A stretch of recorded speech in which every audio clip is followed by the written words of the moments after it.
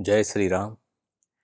जयाचा जनी जन्मनामार्थ झाला, जयाने सदा वासनामात केला. जयांच्या मुखी सर्वदा नाम कीर्ती, नमस्कार त्या ब्रह्मचैतन्य मूर्ती. सद्गुरुनाथ महाराज की जय. जय जय रघुवीर समर्थ. श्रीराम समर्थ. जय श्रीराम. सगळ्यांना माझा नमस्कार. आपण रोज 13 माळा आत्मशुद्धीसाठी या उपक्रमाअंतर्गत रोज नामस्मरण करत आहोत. 45 मिनिटं ते 50 मिनिटं आपण आपल्या उपास्य दैवताचा जप करत आहोत, रामनाम घेत आहोत. आणि महाराजांनी जे तत्वज्ञान आपल्याला सगळ्यांना सांगितलेलं आहे त्याच्यावर आपण चिंतन करत आहोत. आपल्या सगळ्यांना हे माहिती आहे की आपण आता आपल्या या उपक्रमाच्या थोड्या शेवटच्या अशा टप्प्यामध्ये आहोत. येत्या वसुबारसेला आपला हा उपक्रम विराम पावेल.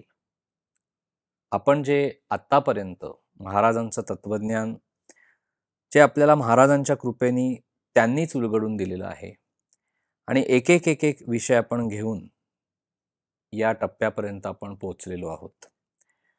आपण मागच्या भागामध्ये हे बघितलं की परमार्थ म्हणजे काय, परमार्थ कसा साधावा, साधकांनी त्याचा प्रपंच करताना परमार्थ कसा करावा आणि भगवंत प्राप्त कसा करून घ्यावा, हे आपल्याला सगळं महाराजांनी मागच्या चिंतनामध्ये सांगितलं.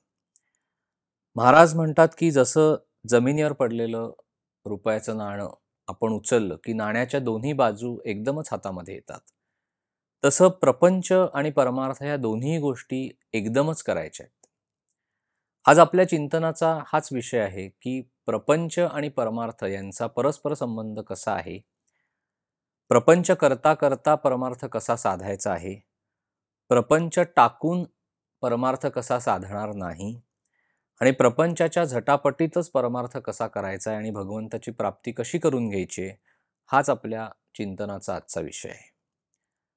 महाराज म्हणतात तसं की प्रपंचातील आसक्ती सोडून आपण भगवंताचं अधिष्ठान जर आपल्या प्रपंचाला ठेवलं आणि जर आपण भगवंताची भक्ती केली आणि अभिमान रहित बुद्धीनी त्याला जर शरण गेलो तर तो परमार्थ समजावा.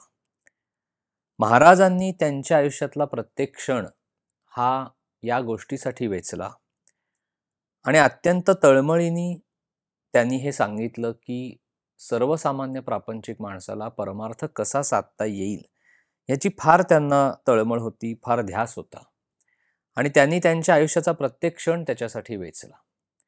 जो कोणी मनुष्य त्यांना भेटायला येईल त्याला ते फक्त एवढंच सांगत असत की तू प्रपंच कंटाळवाणेपणाने करू नकोस, तू आनंदाने प्रपंच कर, प्रपंचातील कर्तव्य तू आनंदाने कर, पण तुझं एक लक्ष हे भगवंताच्या चरणावर असू देत.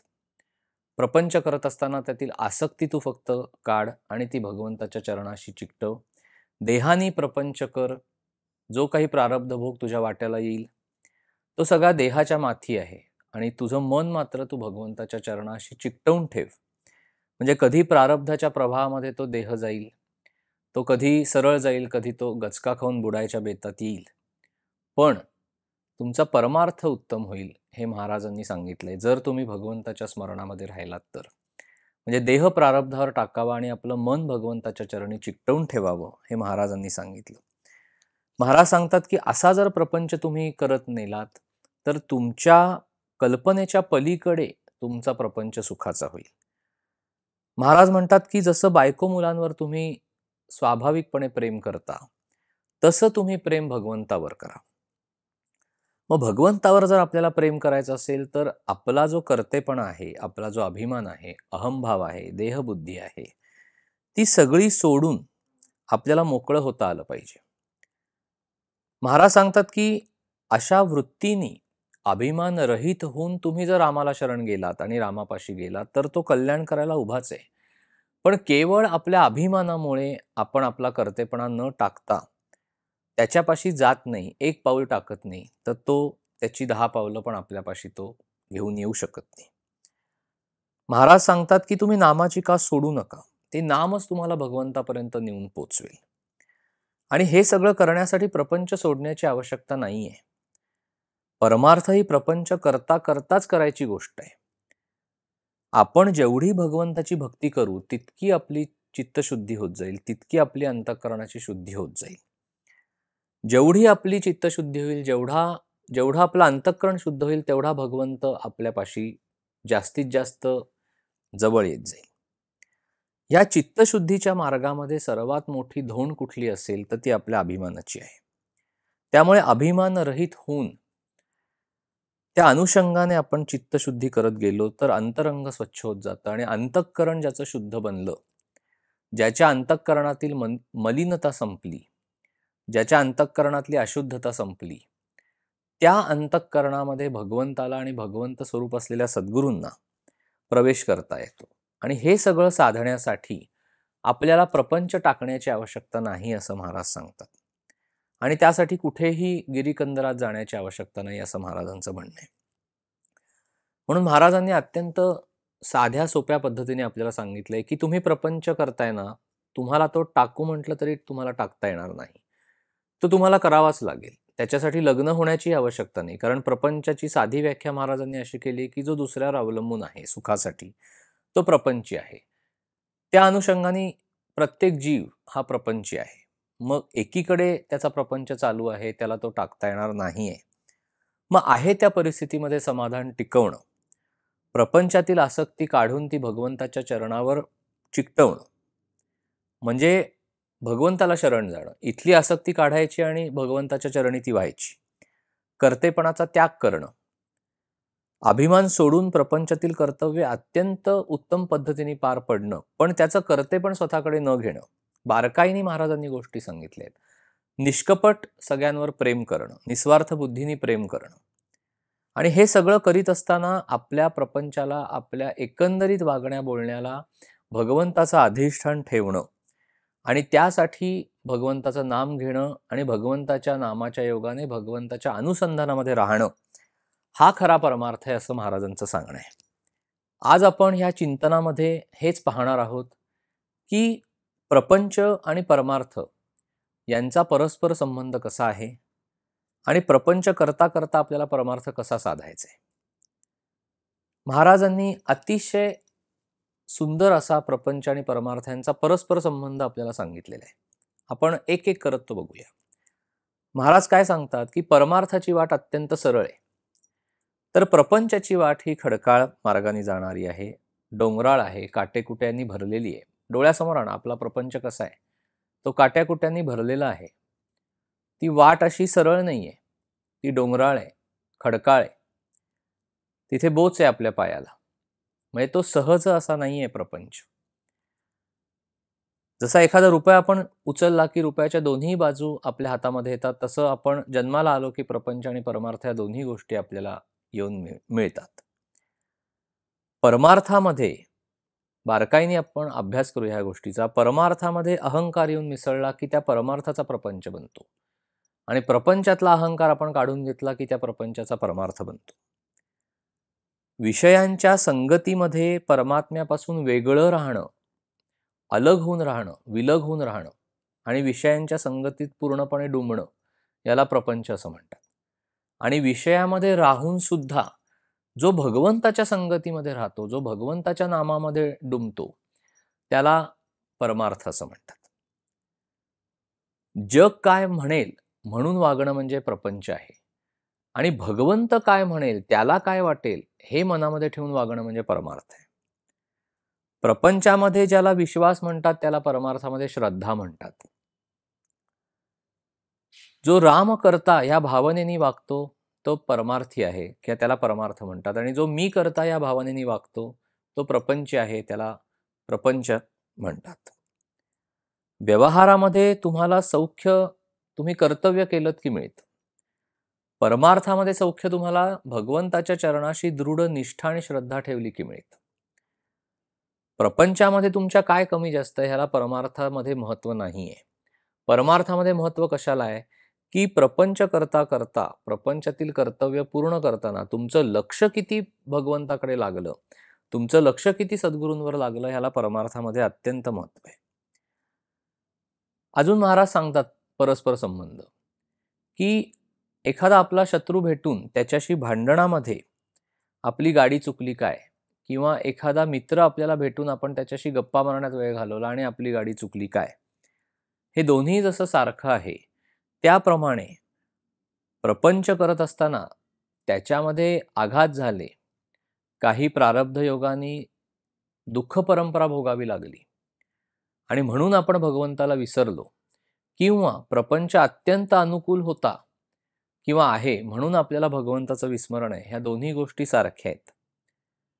नुकसान एकच आहे, भगवंता वाचून जगामध्ये दुसरं काहीही सत्य नाही असे समजून जो प्रपंच करतो त्याला परमार्थ म्हणतात. म्हणजे भगवंत डोळ्यापुढे ठेवून आपण प्रपंच केला की तो परमार्थ बनतो. मी रामाचा आहे असं म्हणणं हा परमार्थ आहे, आणि देहबुद्धीने जगणं हा प्रपंच आहे. स्वार्थाने कर्म करणं हा प्रपंच आहे, आणि निस्वार्थ बुद्धीने राम करता ही भावना ठेवून कर्म करणं हा परमार्थ आहे. महाराज सांगतात की आपण प्रपंचामध्ये किती कष्ट उपसतो, तितका मोबदलाही आपल्याला मिळत नाही, तरीही आपण कष्ट करतो. परमार्थामध्ये तसं नाहीये. तुम्ही जेवढी साधना कराल, जेवढा परमार्थ कराल, जेवढी भगवंताची उपासना कराल, जेवढी भक्ती कराल, जेवढं आपण सद्गुरूंना शरण जाऊ, जेवढं आपण भगवंताला शरण जाऊ, जेवढं आपण आपलं मन त्याच्या चरणाशी चिकटवून ठेवू, तेवढा जास्तीत जास्त आनंद आणि समाधान आपल्याला प्राप्त होणार आहे. म्हणून जसं व्यवहारामध्ये आपण एखादा धंदा करतो आणि त्याला जोडधंदा असतो, तसं परमार्थ किंवा भगवंताची प्राप्ती हे ध्येय असणं हा आपला मुख्य धंदा समजावा, आणि प्रपंच हा जोडधंदा म्हणून करावा. म्हणजे परमार्थ करत असताना परमार्थाच्या आड आपला प्रपंच येणार नाही अशा युक्तीने आपल्याला वागावं लागतं. महाराज त्याला छोटं उदाहरण देतात की भाजीमध्ये आपण मीठ किती घालतो, तसा परमार्थाला प्रपंच लागतो.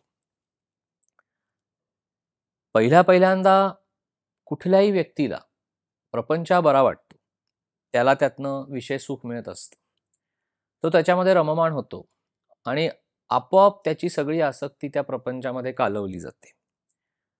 पुढे काही काळ गेल्यानंतर प्रपंच करता करता, ती सगळी कर्तव्य पार पाडता पाडता, दुःख परंपरा भोगताना, प्रारब्ध भोग भोगताना तो शेवटी थकतो, त्याची उमेद कमी होते, त्याची शारीरिक हालचाल मंदावते, त्याचं मन थकतं. अशा वेळेला त्याला वाटायला लागतं की आता आपल्या हातून हा परमार्थ कसा होणार, आपलं सगळं आयुष्य तर प्रपंच करण्यामध्ये गेलं. आणि असं नुसतं मनाला वाटून तो पुन्हा प्रपंचच करत असतो किंवा करू लागतो, आणि शेवटी तो हीन अवस्थेमध्ये मरतो, असं महाराज सांगतात.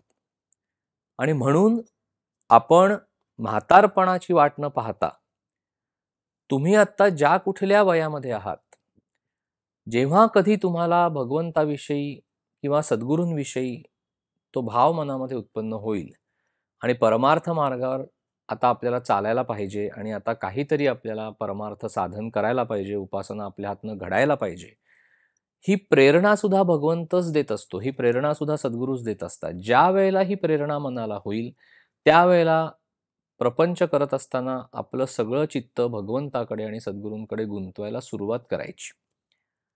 कारण प्रपंचाचा अनुभव हा कष्टमय आहे. प्रपंच करताना आपल्याला अत्यंत कष्ट उपसावे लागतात, दुःख परंपरा भोगाव्या लागतात, मनासारखं होत नाही, निंदा सहन करावी लागते, सगळ्या गोष्टी आहेत, एकमेकांशी पटत नाही, हवा तेवढा पैसा मिळत नाही, अनुकूल परिस्थिती काही वेळेला वाट्याला येत नाही, प्रापंचिक अडचणी असतात, अनेक गोष्टी असतात. मग एवढा कष्टमय प्रपंच असून सुद्धा आपण पुन्हा पुन्हा त्यातून सुख मिळेल या अपेक्षेने तो करतो, आणि शेवटी दुःखच वाट्याला येतं. म्हणून महाराज सांगतात की तुम्ही तो करा, तो तुम्हाला सोडता पण येणार नाही, पण तुमचा आनंद त्याच्यावर अवलंबून न ठेवता तुम्ही तो भगवंतापासून मिळवण्याचा प्रयत्न करा, आणि देहाने ते सुख दुःख भोगा. म्हणजे प्रपंच हा परमार्थाच्या सोयीसाठी असला पाहिजे. पण आपण काय केलेलं आहे, तर आपला परमार्थ हा प्रपंचाच्या सोयीसाठी बनवलाय. म्हणजे आपण देवाकडे जे जातो ते प्रापंचिक गोष्टी घेऊन जातो, प्रापंचिक अडचणी घेऊन देवापाशी जातो, सद्गुरूंपाशी जातो, त्यातनं मला सोडवा म्हणतो, तो सोडवेल.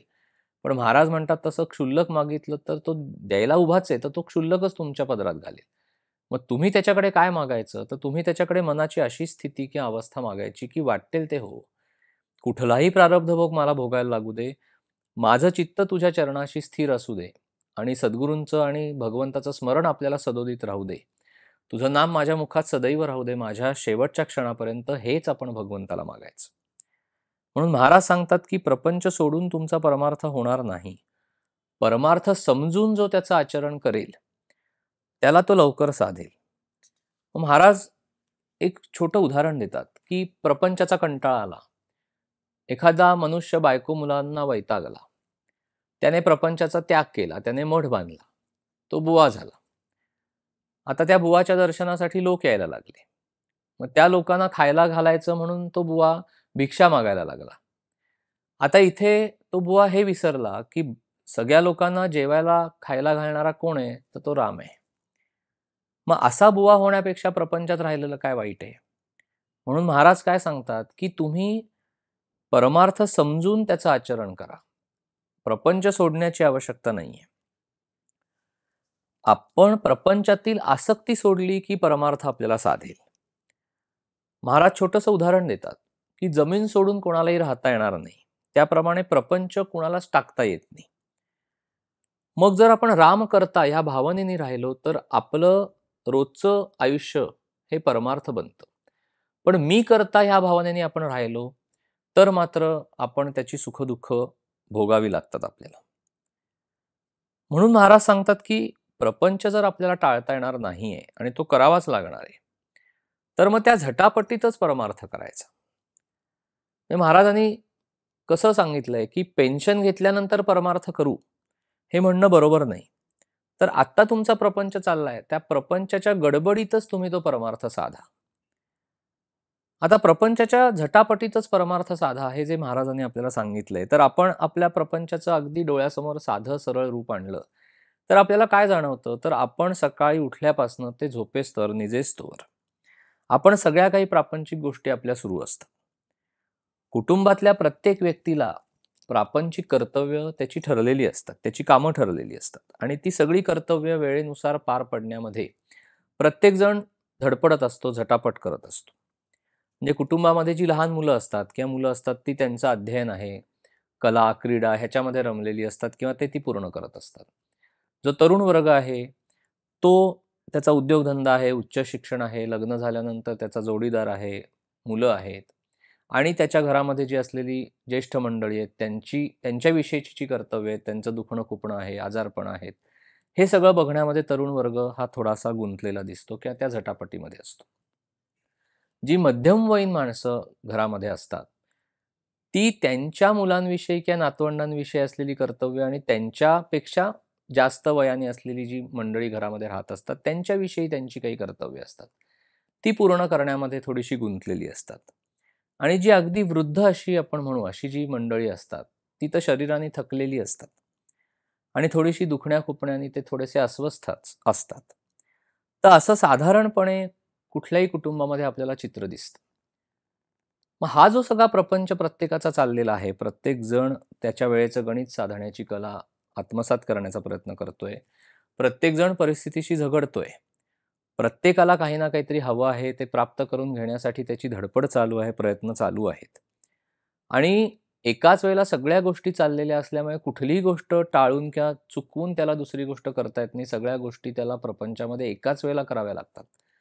इथे महाराजांचं तत्वज्ञान आपल्याला उपयोगी पडतं की हा जो सगळा प्रपंच चाललेला आहे, ही जी सगळी झटापट आपली चाललेली आहे, मग सर्वसामान्य माणसाच्या मनामध्ये असा प्रश्न उत्पन्न होतो की हे एवढं सगळं चाललेलं असताना आता परमार्थ करायला वेळ कुठे?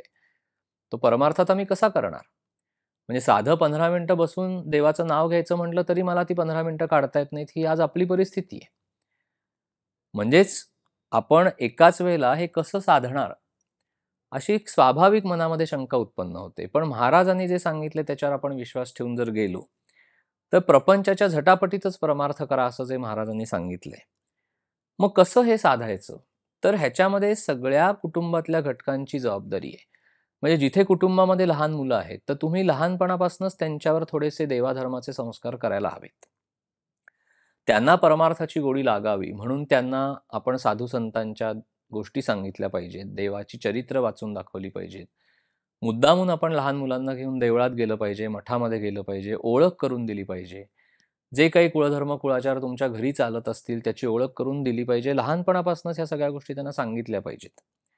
देवळात घेऊन गेलं पाहिजे, मठामध्ये घेऊन गेलं पाहिजे आपल्या जयंत्या असतात, पुण्यतिथ्या असतात, ह्या सगळ्या साजऱ्या व्हायला पाहिजेत. देवांचे उत्सव असतात. तिथे मुलांना आपण सहभागी करून घेतलं पाहिजे. काही स्तोत्र शिकवली पाहिजेत. त्यांच्याकडनं काही वाचन करून घेतलं पाहिजे. ह्या सगळ्या गोष्टी आपण हळू मनामध्ये त्यांना त्या बिंबवत नेल्या पाहिजेत. म्हणजे काय होतं, लहानपणापासूनच परमेश्वरीय शक्तीशी, सद्गुरू तत्वाशी मुलांची ओळख होते. आणि ज्या वेळेला ते एका विशिष्ट टप्प्यावर त्यांच्या वयाच्या येतात, त्यावेळेला त्यांच्या अंतरंगामध्ये जे बीज रोवलेलं आहे लहानपणी, त्याचा वृक्ष हळू व्हायला सुरुवात होते आणि ती भक्ती उगम पावते. जी तरुण माणसं आहेत, जी तरुण मुलं आहेत, त्या वयोगटामधली आहेत, त्यांनी महाराजांनी सांगितलंय, की त्यांनी भगवत स्मरणामध्ये तुमची सगळी कर्तव्य उत्तम पद्धतीने पार पाडा. मग अशा याला काय आपण डोक्यामध्ये ठेवलं पाहिजे, की आपल्याला भगवंताच्या स्मरणामध्ये सगळी आपली कर्तव्य करायची आहेत. म्हणजे जो काही आपला प्रपंच चाललेला आहे, जे काही आपण प्रपंचामध्ये करतो आहे, ते कसं आपण करू शकतो?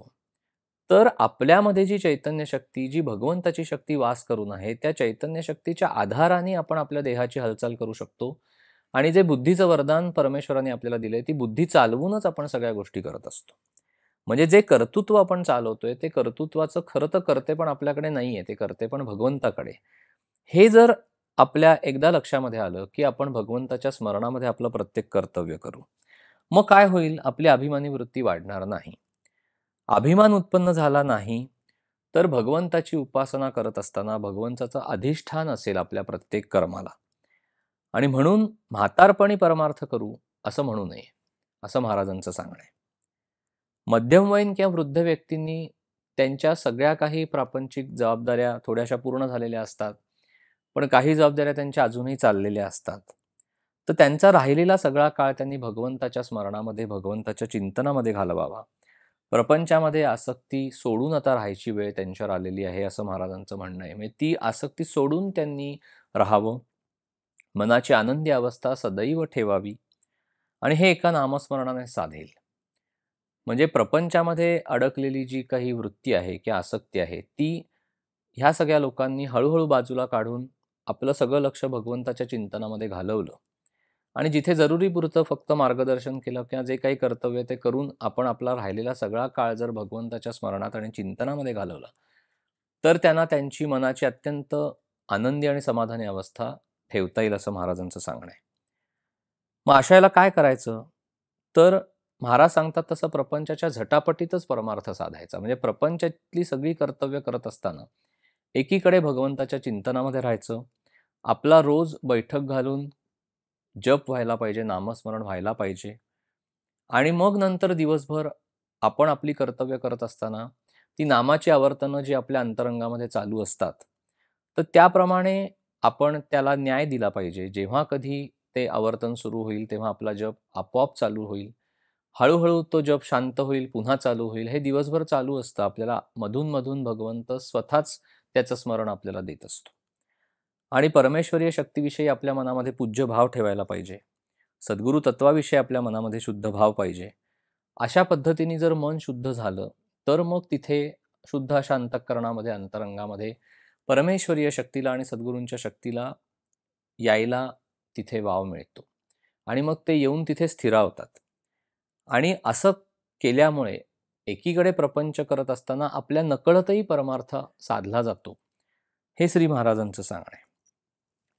म्हणजे प्रपंच हा देवाचा मानून तो देवानीच आपल्याला दिलेला आहे असं समजून अभिमानरहितपणे तो करणे आणि पूर्णपणे देवाला शरण जाऊन प्रपंच करणे म्हणजे परमार्थ आहे. म्हणजे परमार्थ हा प्रपंच करताच आपल्याला साधायचा आहे. प्रपंच हा परमेश्वर प्राप्तीच्या आड कधीही येऊ शकत नाही. प्रपंचामध्ये निरनिराळ्या लोकांशी आपला निरनिराळ्या नात्यांनी किंवा पद्धतीने संबंध येतो. म्हणजे आई, वडील, बायको, मुलं किंवा जोडीदार, इतर काही आपले नातेवाईक लोक असतील, ओळखीचे लोक असतील, मित्रपरिवार असेल, ह्या सगळ्यांशी आपला प्रपंचामध्ये संबंध येतो. मग महाराज सांगतात की ह्या प्रत्येकाबरोबरचं कर्तव्य करत असताना जे काही कर्म तुम्ही कराल ते भगवंताच्या स्मरणामध्ये म्हणजे हरिस्मरणामध्ये सगळी कर्म जोडून, त्या हरिस्मरणाच्या धाग्यामध्ये सगळी कर्म जोडून आपण ती करावीत. म्हणजे सर्वांशी सलोख्याचे संबंध राहून आपला प्रपंचही उत्तम होतो आणि परमार्थ साधला जातो. म्हणजे प्रपंच हा परमार्थाच्या आडकाठीसाठी नाही, तो परमार्थासाठीच आहे. हे पक्क लक्षात ठेवावं. म्हणून आपण आपला देह प्रारब्धावर सोडून द्यावा आणि मनाने मात्र ईश्वरोपासना करावी, असं महाराजांचं सांगणं आहे. अभिमान सोडल्यानेच गृहस्थाश्रम चांगला होईल.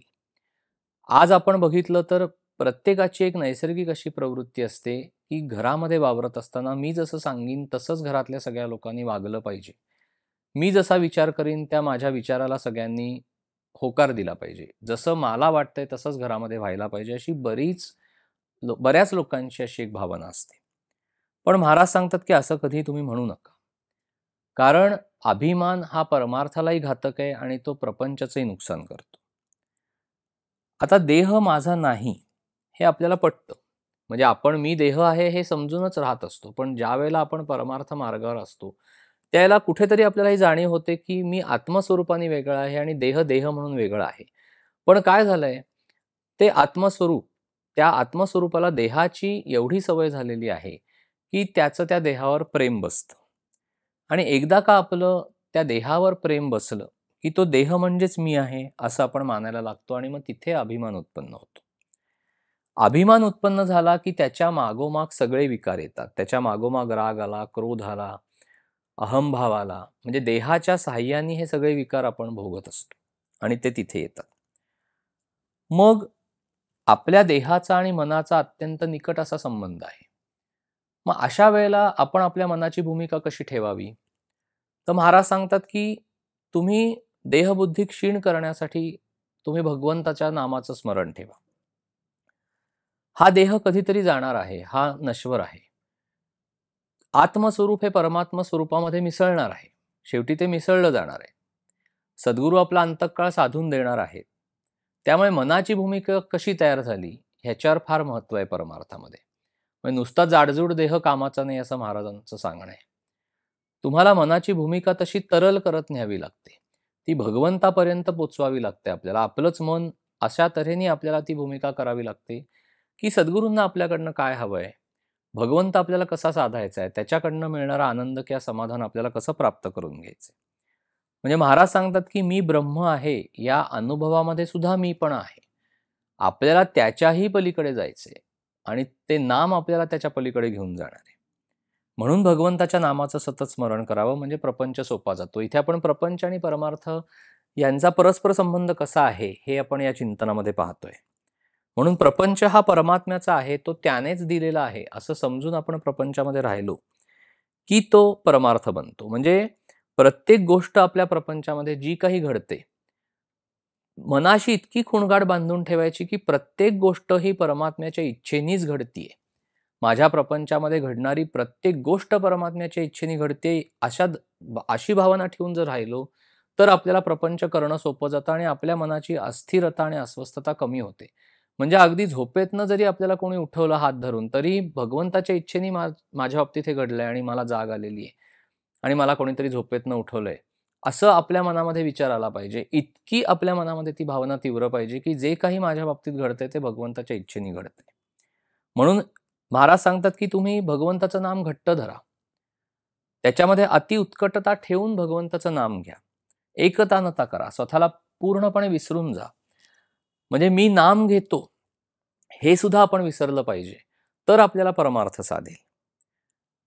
म्हणून महाराज सांगतात की ज्याला म्हणजे प्रपंच आणि परमार्थ दोन्ही एकदम करण्याच्या गोष्टी असल्यामुळे ज्याला प्रपंच नीट करता येत नाही त्याला परमार्थ सुद्धा नीट करता येत नाही.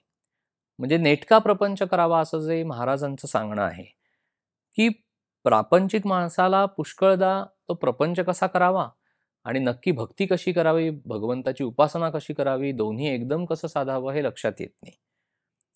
म्हणून महाराज सांगतात की प्रपंचही तुम्ही उत्तम पद्धतीने सगळी कर्तव्य व्यवस्थित पार पडली पाहिजेत, प्रपंच आनंदाने केला पाहिजे, तुम्ही अत्यंत समाधानाने राहिलं पाहिजे आणि त्या प्रपंचाला भगवंताचं अधिष्ठान पाहिजे. म्हणजे परमार्थ हे एकाच वेळेला, म्हणजे प्रपंच आणि परमार्थ ही एकदम करायची गोष्ट आहे. जे काही प्रपंचामध्ये कराल त्या प्रपंचाला भगवंताचं अधिष्ठान ठेवून करा. म्हणजे काय होतं की आपल्याला प्रपंच आणि परमार्थ दोन्ही गोष्टी साधतात. प्रपंचामध्ये काही लोक लबाडीने वागतात आणि हा व्यवहार आहे असं म्हणतात. पण महाराज असं सांगतात की हा काही नेटका प्रपंच नाही. त्याच्यामुळे तो अत्यंत प्रामाणिकपणे करायला पाहिजे, निस्वार्थ बुद्धीने करायला पाहिजे, निष्कपट प्रेमाने आपण प्रपंचामध्ये सगळ्यांशी वागलं पाहिजे. जी काही आपली कर्तव्य आहेत ती हरिस्मरणाच्या धाग्यामध्ये जोडून आपल्याला करायची आहेत. म्हणजे काय होतं की आपला प्रपंच उत्तम पार पाडला जातो. असं करताना जेव्हा आपल्या प्रपंचाला भगवंताचं अधिष्ठान असतं, जेव्हा प्रपंचामध्ये राहणारी सगळी मंडळी भगवंताच्या अधिष्ठानावर जगतात, त्यांच्या प्रपंचातली कर्तव्य ती उत्तम पद्धतीने पार पाडतात, हसत खेळत राहतात, जो काही प्रारब्ध भोग त्यांच्या वाट्याला येईल तो भगवंताच्या स्मरणामध्ये भोगतात, संयम ठेवतात आणि सहनशक्तीने राहतात. त्यांच्यावर सद्गुरूंची कृपा होते, त्यांच्यावर परमेश्वराची कृपा होते आणि परमार्थ सद्गुरू साधून देतात त्या माणसाचा.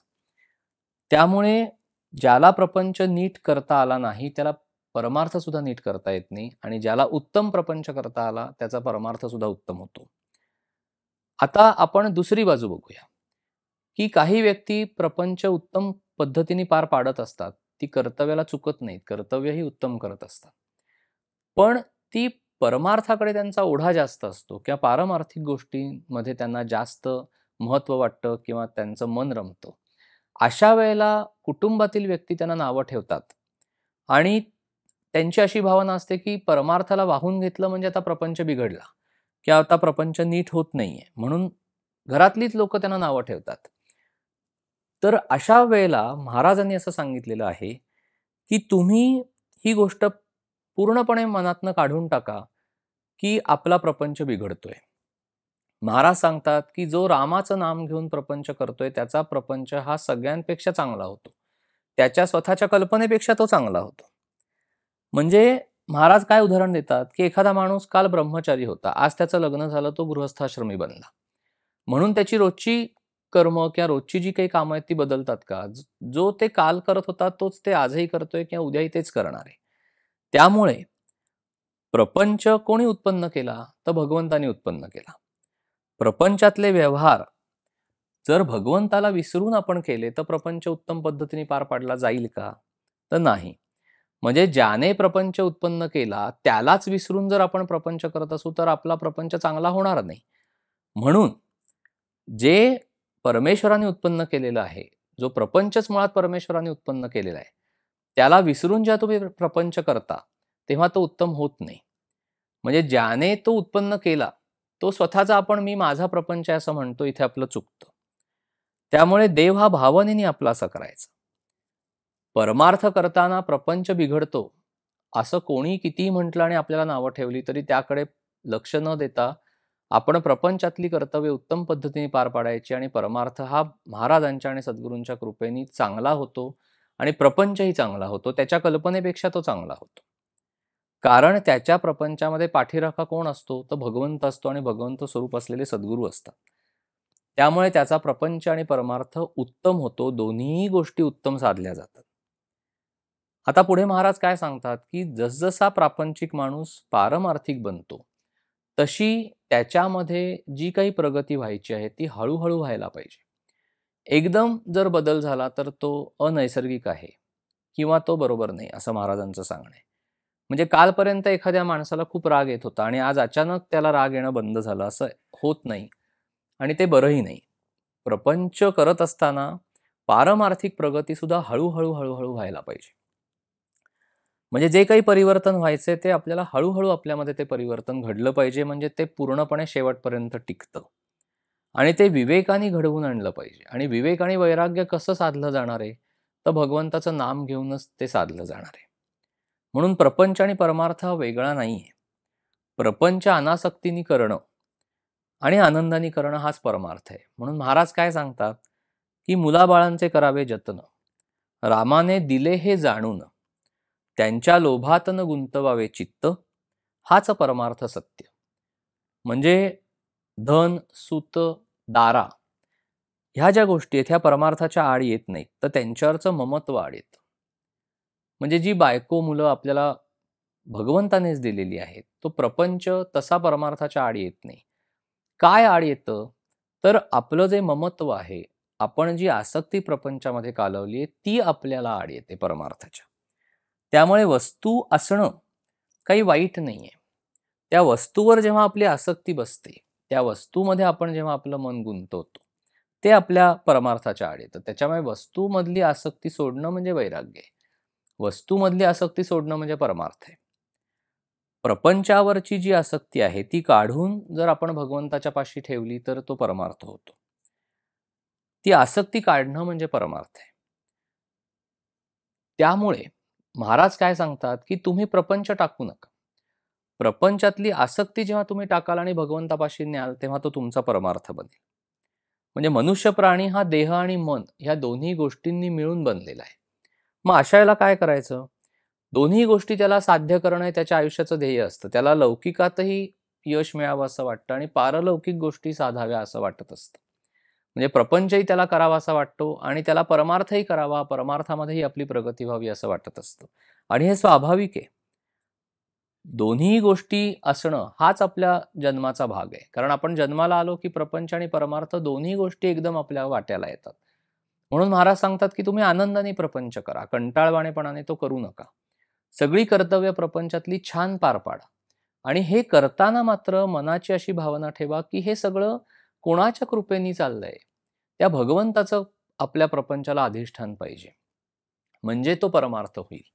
तो वेगळेपणाने करण्याची गरज नाही. आपण भगवंताकडे वास ठेवला की आपली वासना नष्ट होते. म्हणून महाराज सांगतात की प्रपंचामध्ये अनुकूल परिस्थितीपेक्षा जर प्रपंचामध्ये प्रतिकूल परिस्थिती असेल तर आपला परमार्थ चटकन साधला जातो. म्हणजे प्रतिकूलतेमध्ये भक्ती जन्म पावते असं महाराजांचं सांगणं आहे. म्हणजे प्रपंचातल्या अनुकूल परिस्थितीपेक्षा एखाद्याला जेव्हा प्रतिकूल परिस्थिती वाट्याला येते तेव्हा ती परमार्थाला जास्त हितकारक असते. आपलं त्यावेळेला काय होतं, जेव्हा आपण प्रापंचिक अडीअडचणी किंवा दुःख परंपरा भोगत असतो तेव्हा आपण भगवंतापाशी जातो, तेव्हा आपण सद्गुरूंपाशी जातो. तेव्हा आपण त्यांच्याजवळ पुन्हा प्रपंचच मागतो किंवा तो उत्तम व्हावा, माझी अडीअडचण दूर व्हावी, माझं दुःख तुम्ही दूर करा, हे जाऊन आपण महाराजांना सांगतो. वास्तविक पाहता महाराजांचं हे सांगणं आहे की ही जी परिस्थिती तुमच्या वाट्याला आता आलेली आहे, तिथे परमार्थाच्या कडे जाण्यासाठी तो योग्य वेळ आहे, ती योग्य वेळ आहे. कारण त्या प्रतिकूलतेमध्ये तुमची अनन्यता वाढते भगवंताविषयीची. काही जणांच्या बाबतीत असं होतं की त्यांचा प्रपंच हा अत्यंत अनुकूल असतो. त्यांच्या प्रारब्धयोगानुसार अनुकूल अशी परिस्थिती त्यांच्या वाट्याला आलेली असते. सगळ्या गोष्टी त्यांच्या मनासारख्या घडत असतात, त्यांना जे हवं ते त्यांना मिळत असतं. त्यामुळे मुद्दामून उठून भगवंताकडे जा किंवा सद्गुरु तत्वाकडे जा आणि काही मागा, ही परिस्थिती त्यांच्यावर येत नाही. आणि जरी आली तरी बऱ्याचदा भगवंताविषयी आस्तिक्य भाव नसल्यामुळे किंवा सद्गुरु तत्वाविषयी मनामध्ये श्रद्धा नसल्यामुळे आणि साधारण अनुकूल परिस्थिती असल्यामुळे थोडासा अहंभाव मनामध्ये वाढलेला असतो. तर पूर्ण शरणागत होऊन भगवंतापाशी जाता येत नाही किंवा अशी मंडळी जात नाहीत.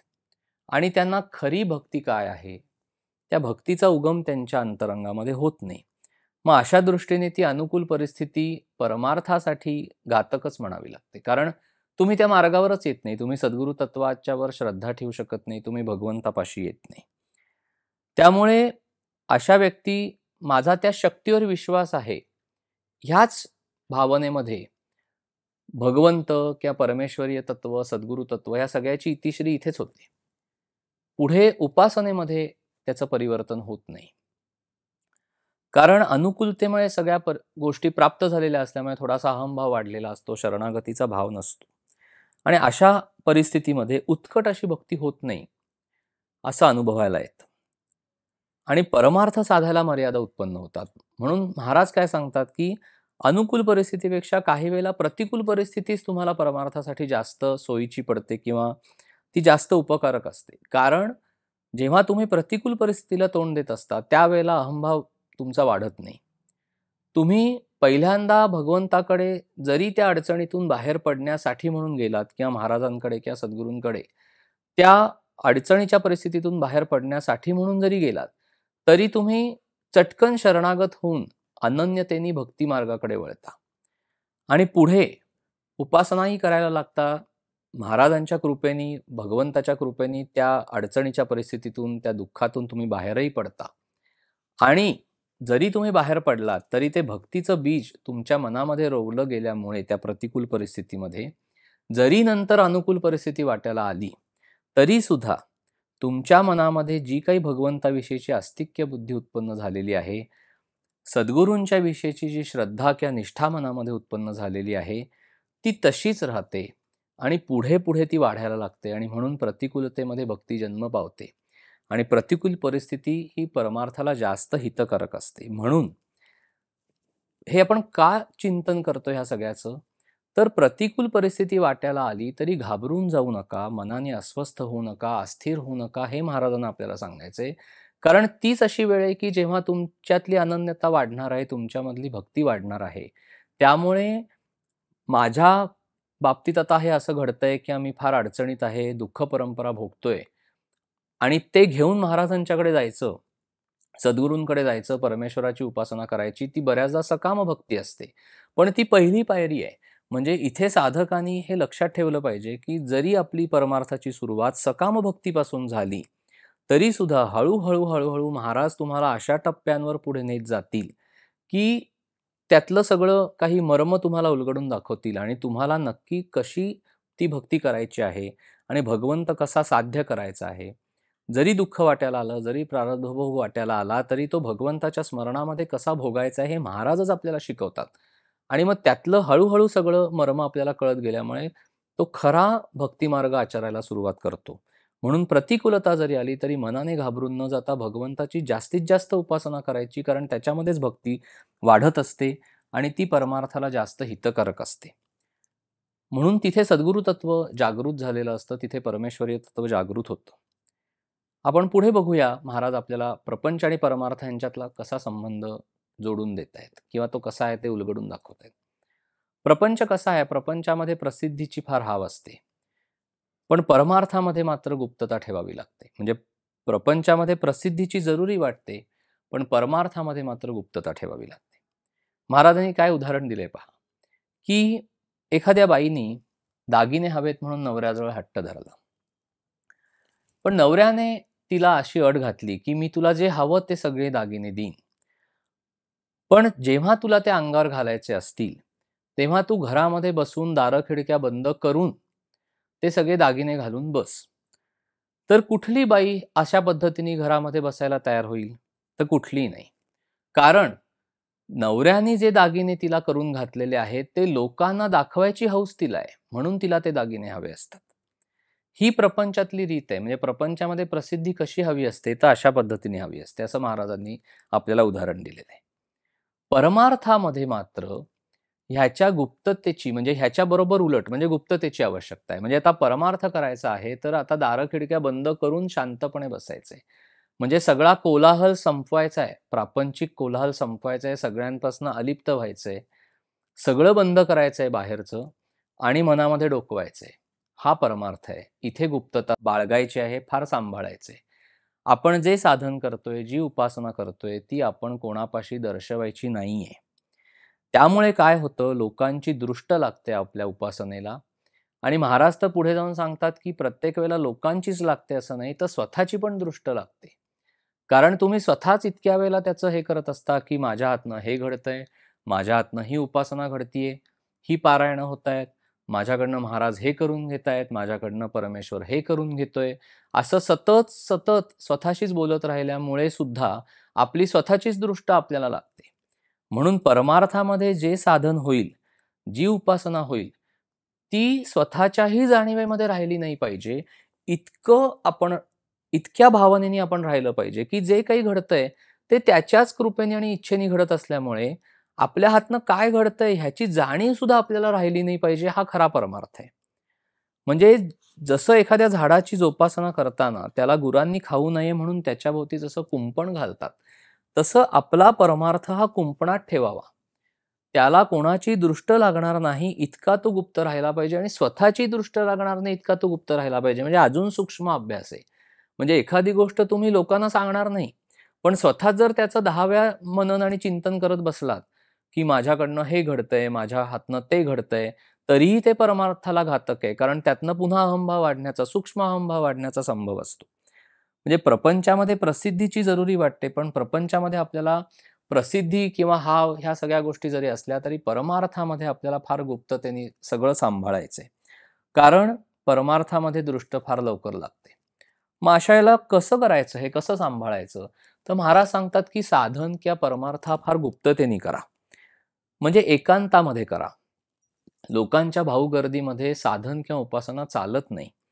तुम्हाला जर खरं भगवंताला समजून घ्यायचं असेल, जर तुम्हाला खरं आत्मपरीक्षण करायचं असेल, जर तुम्हाला स्वतःच्या अंतरंगामध्ये डोकवायचं असेल, तर सामूहिक उपासनेपेक्षा पहिल्यांदा जी काही उपासना कराल ती एकांतामध्ये करा. पहिलं एकट्याने बसा. बंद करा सगळं. तुम्ही देवासमोर बसा, तुम्ही महाराजांच्या समोर बसा, आसन घाला, डोळे मिटा, एकट्याने बसा. साधन ही एकांतामध्ये करायची गोष्ट आहे. ती लोकांच्या गर्दीमध्ये करायची गोष्ट नाहीये. त्यामुळे आपण उपासना मार्गातले आहोत, साधन मार्गामधले आहोत, हे इतरांना सांगण्याची पण आवश्यकता नाही आणि इतरांना कळेल अशा पद्धतीने तुम्ही तुमची देहबुद्धी किंवा देहाची हालचाल करण्याची सुद्धा आवश्यकता नाहीये किंवा तशी देहबुद्धी बाळगण्याची पण आवश्यकता नाहीये. काहीही कोणाला दर्शवायचं नाहीये. म्हणजे तुम्ही व्यवहारामध्ये राहत असताना कोणाला कळलंही नाही पाहिजे, परमार्थ किंवा तुमचं साधन आतून काय चाललंय. काहीही नाही कळलं पाहिजे. म्हणजे लोकांची आपल्याकडे वेगळ्या दृष्टीने नजर जात नाही.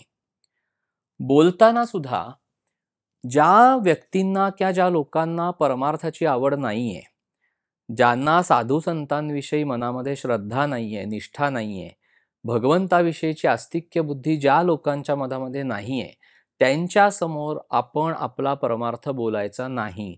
त्यांच्यासमोर तुम्ही काय साधन करता, किती वेळ जप करता, किती वेळ नामस्मरण करता, कसं करता आणि वेगवेगळ्या देवांच्या ठिकाणी कसे जाता, पारायणं किती करता, रोज काय करता साधन, हे सांगत बसायचं नाही. आणि नुसतंच अशा लोकांच्या पुढे नाही, भले अगदी ते साधन मार्गावरचे असतील, परमार्थ मार्गावरचे असतील, त्यांना सुद्धा तुमचा सगळा परमार्थ मार्ग उघड करून सारखा सांगू नका. कारण त्याच्यामुळे नकळत तुलना केली जाते. समोरचा माणूस जर तसं करत नसेल किंवा त्या मार्गावर फारसा नसेल, तर तो पुन्हा मनातल्या मनात तुलना करणार, की "अरे, तुझ्याकडनं एवढं सगळं घडतंय, तू एवढी पारायणं करतेस, एवढं नामस्मरण तू करतोस, माझं तर काहीच होत नाही. तुझ्या एवढ्या तीर्थयात्रा होतात, माझं एकही तीर्थाचं दर्शन नाही, काही नाम नीट होत नाही." त्याची दृष्ट लागण्याचा संभव असतो. स्वतःची स्वतःला दृष्ट लागण्याचा संभव असतो. म्हणजे किती सूक्ष्म आहे पहा. सगळं सूक्ष्म ह्या ज्या सगळ्या गोष्टी आहेत ह्या फार गुप्त ठेवाव्या लागतात. काही जास्त सांगायचं नाही. जिथे अगदी सांगण्याची वेळ येईल तिथे थोडक्यात सांगायचं. स्वतःही त्याच्या जाणीवेच्या पलीकडे जायचं. कारण ज्या माणसांचा ह्या सगळ्या गोष्टींकडे बघण्याचा दृष्टिकोन सदोष आहे किंवा ज्यांना ह्या गोष्टींमध्ये फारशी रुची नाही, ज्यांना तेवढा श्रद्धाभाव नाही, आस्तिक्य बुद्धी नाही, त्यांच्यासमोर जेव्हा तुम्ही तुमचा परमार्थ किंवा साधन उघड कराल, त्यावेळेला स्वाभाविकपणे ती व्यक्ती तिची मतं तुम्हाला मांडण्याचा प्रयत्न करते तुमच्यासमोर किंवा तुमचं कसं चुकीचं आहे ते हिरिरीने मांडायला सुरुवात करतात. मग आपली श्रद्धा डळमळायला लागते. मग आपल्याला वाटतं, की आपण जे सगळं करतोय ते बरोबर आहे का चुकीचं आहे? मग आपण व्यवहारामध्ये कसं वागतोय? आपला प्रपंच बिघडतोय का हे सगळं करून? ह्या सगळ्या तुमच्या मनामध्ये शंका आणि चिकित्सा उत्पन्न होतात. तुमची श्रद्धा डळमळते. परमेश्वराविषयीचीच तुमची श्रद्धा डळमळते. सद्गुरू तत्वाविषयीची श्रद्धा डळमळते. आणि मग आपल्याला असं वाटतं, की आपण हे जे सगळं करतो आहे, आपण योग्य मार्गावर आहोत का? का आपण जसं जन्माला आलोय त्याप्रमाणे फक्त प्रपंच करायला पाहिजे किंवा व्यवहार साधायला पाहिजे? म्हणून आपण अजिबात काहीही बोलू नये. दुसरी एक गोष्ट अशी असते, की आपण जरी साधन मार्गावर असलो, तरी आपण माणसं आहोत, सर्वसामान्य प्रापंचिक माणसं आहोत. त्यामुळे आपण पुढे चाललोय. आपण एक टप्पा पुढे चाललोय परमार्थामध्ये. पण आपण कुठेतरी चुकतो वागायला, बोलायला कधीतरी चुकतो. कारण आपण माणसं आहोत. कधीतरी आपल्या हातनं घडतं. नाही आपला विवेक कधी जागृत राहत. घडतं. सद्गुरू पण बघत असतात, परमेश्वरीय तत्व बघत असतं. जेव्हा चुकतं तेव्हा त्या चुकीचं प्रायश्चित्त देतात आपल्याला, पुन्हा मार्गावर आणतात. हे सगळं चाललेलं असतं. ही सगळी प्रक्रिया आहे. पण जेव्हा तुमच्या हातनं चुकीचं घडतं किंवा तुमच्याकडून चुकीचं वागलं किंवा बोललं जातं, त्यावेळेला जी व्यक्ती परमार्थाच्या मार्गावर नाही, तीच व्यक्ती तुम्हाला हे बोलून दाखवते, की एवढं तुम्ही देवाचं करताना, एवढं नाम घेताना, एवढं महाराजांचं करता, महाराज, महाराज म्हणून सगळीकडे जाता, अमुक ठिकाणी जाता, सत्संगाला जाता आणि मग तुम्ही असे कसे वागता? असं कसं बोलता?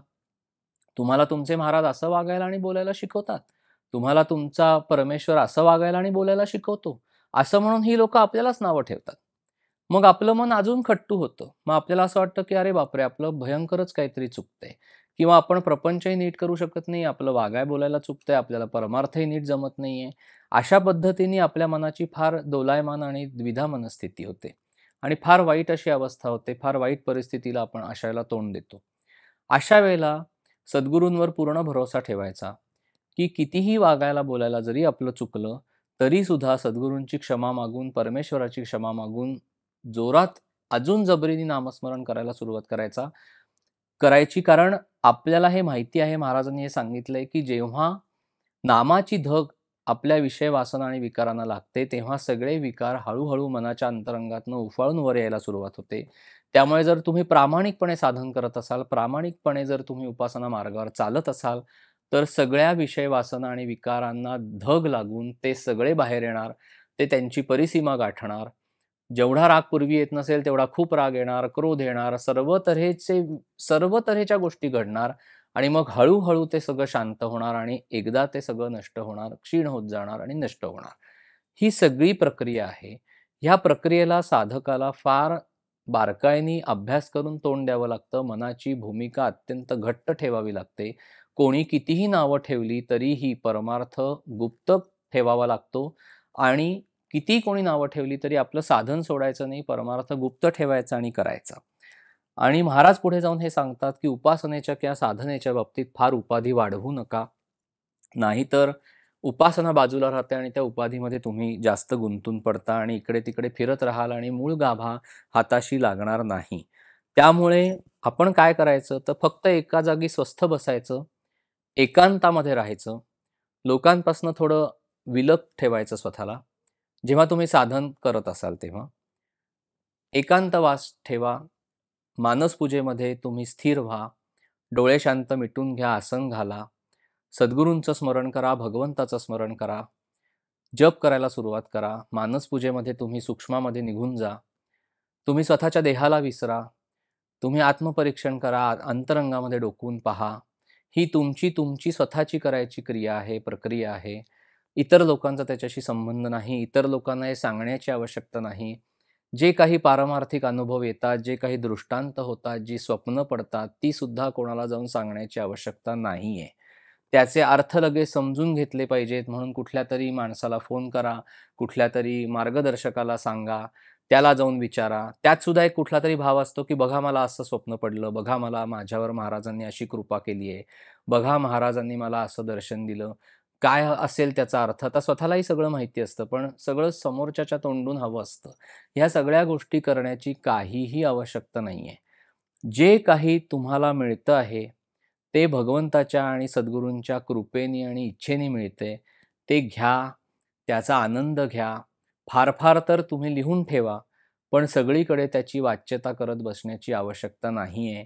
मी पुन्हा सांगतो, की जी काही स्वप्न पडतात, जे काही दृष्टांत होतात, सारखं जाऊन कोणाला विचारायची आवश्यकता नाहीये. त्याचा अर्थ समजून घेण्याची आवश्यकता नाहीये.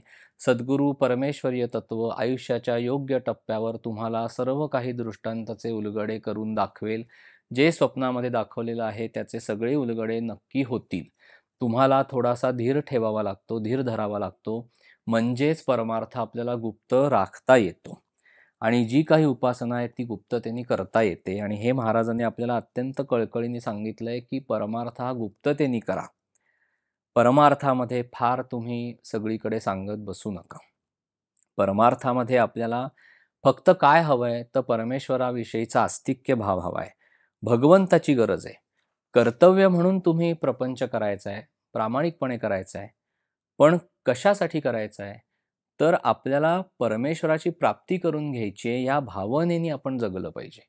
म्हणून महाराजांनी वकिलाचं उदाहरण दिलेलं आहे, की आशिलाचा खटला वकील चालवत असताना तो त्याचं सुख-दुःख बाळगतो का? कसाही निकाल जरी लागला, तरी तो एका मर्यादेच्या पलीकडे त्याचं सुख-दुःख बाळगत नाही. आणि तशा पद्धतीने आपण प्रपंचामध्ये राहिलं पाहिजे. म्हणजे आपलं मुख्य ध्येय परमार्थ आहे. प्रपंचामध्ये आज सुख झालं, दुःख झालं, तरीसुद्धा एका विशिष्ट मर्यादेच्या पलीकडे प्रपंचाला महत्त्व न देता, आपलं सगळं लक्ष आपण भगवंतावर आणि परमार्थावर दिलं पाहिजे. आणि ते साधण्यासाठी आपली वृत्ती आपल्याला उदार बनवत न्यावी लागते. म्हणजे गृहस्थाश्रमी माणसांनी परमार्थ करत असताना अशा पद्धतीने मनाची भूमिका ठेवावी, की जो कोणी काही त्याच्याकडे जरी मागायला आला, तरी थोडं का होईना पण त्याला द्यावं, त्याची गरज भागवण्याचा प्रयत्न करावा. म्हणजे सगळंच्या सगळं काही तो मागतही नाही आणि आपण देण्याची आवश्यकता पण नसते. पण आपल्या परमेश्वराला आपल्याला काय द्यायचं आहे?